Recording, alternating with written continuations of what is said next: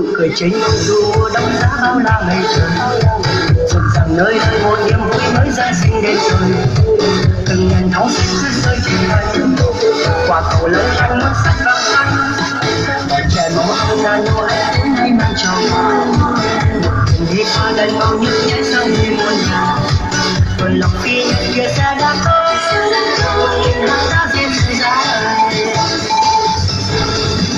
Chúng ta gặp lại từng hồi còn nhớ, nhìn kia trái đất như từng người mai đôi ta. Chân chân trên lắm nhộn nhịp vòng quanh, mọi người mừng vui chung nhau ăn lần Merry Christmas. Nụ cười chính dù mùa đông giá bao la ngày trời, rộn ràng nơi đây một niềm vui mới Giáng sinh đến trời. Từng ngàn tháo xinh cứ rơi trên thành, quả cầu lâu anh mất sắc vàng xanh. Bọn trẻ mong không gian Noel đến nay mang cho quà, từng đi qua đây mau nhấp nháy sao như muôn nhà. Rồi lòng khi nhận kia sẽ đã có một nghìn hàng đã riêng sự giá đời. Chúng ta gặp lại từng hồi còn nhớ, nhìn kia che thắt như từng người mai đôi ta.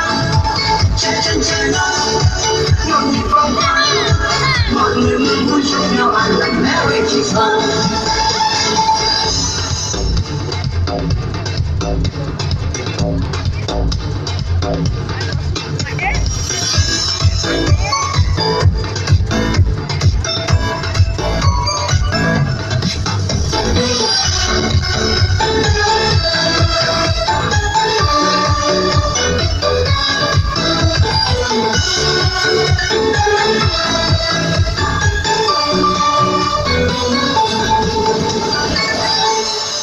Nụ cười chính dù mùa đông giá bao la ngày trời, rộn ràng nơi đây một niềm vui mới Giáng sinh đến trời.